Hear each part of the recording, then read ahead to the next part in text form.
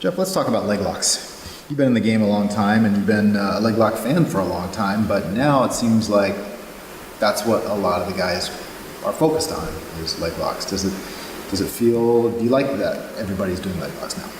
Yeah, sure. I think with the rise of sub-only events, we have now a stage for, leg lock hunters to really show their skills off.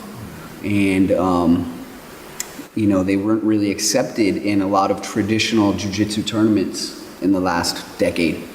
And again, in the last 4 or 5 years, you've seen with the growth of Eddie Bravo, and ADCC and all these submission-only type rule tournaments, you see a lot of people hunting the legs. And I'm a fan of it. I've trained under Dean Lister, so I've learned the efficiency of attacking the ankles and attacking the knees, as opposed to always focusing on going for the upper body submissions. Yeah. One of the old school attitudes is that focusing too much on leg locks in the beginning means you're not focusing on passing the guard, and passing the guard is hard. So if you just always fall back for leg locks, you're never going to get good at passing the guard. What do you think about that? And that might be true, and that's true.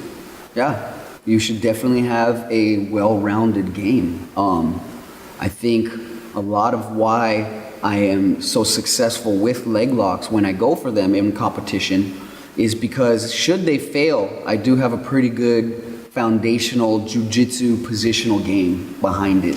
I do have a good guard pass, recovery, sweep game. So with that, like I said, as my foundation, pinching, squeezing leg locks into my game was really easy for me. I'm very flexible. And then again, focusing on Dean Lister's style so much really helped me hone my leg lock attacks. How much of a student of the game are you? Do you study what some of the other guys are doing regarding leg locks? Yeah, absolutely. I've never been a player hater. I've always, looked at what's going on in the big tournaments. What are you guys using to win with? And then let's copy it. Let's see if we can make it better even.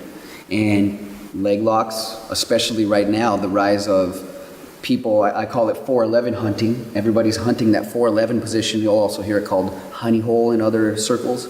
But it seems to be that position in particular needs the least amount of power and energy and muscle to get the submission. And it seems to be the weakest part of the body is attacking that inside heel hook. So yeah, everybody's hunting for that, inside 411 position. And it's really useful. What can you say? It's, you see the result in all the submission-only tournaments. The majority of the matches are won with the heel hook. Mm-hmm. So we just finished filming what I think is one of the best leg locks instructionals ever. Went over a lot of different moves, like 20 different setups and submissions. Yeah. I think your teaching style is very accessible. Everybody can relate to how you teach. But what did you think about the material that you presented? For me, it was a mix of beginning ideas for the beginner leg locker, and then some more advanced setups for leg lockers who have a little more experience. And I tried to kind of mix them together into something that everybody can enjoy. And again, also, on top of that, definitely trying to get people to understand my personal leg locks that I've used in competition. I fused them into this, series, this DVD. And I'm really proud of it. I put a lot of time and heart and soul into it. And I think you're going to get a lot out of it if you watch it. Cool. Yeah. Guys, check out that instructional, now available on budovideos.com. Thanks, Jeff. Yeah.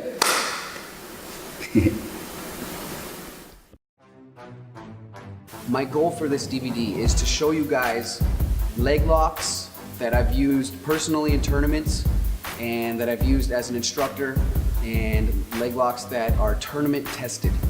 And hopefully you'll be able to take these and put them into your game. Let's get our knee in the middle. Here we are. His leg is isolated. It's in my armpit, right where I want it to be. And if I keep scooting my hips, you see what happens to his leg? Now what I can do is I can go up and over and bring this to me. A lot of times that torque on his knee will force my partner to roll.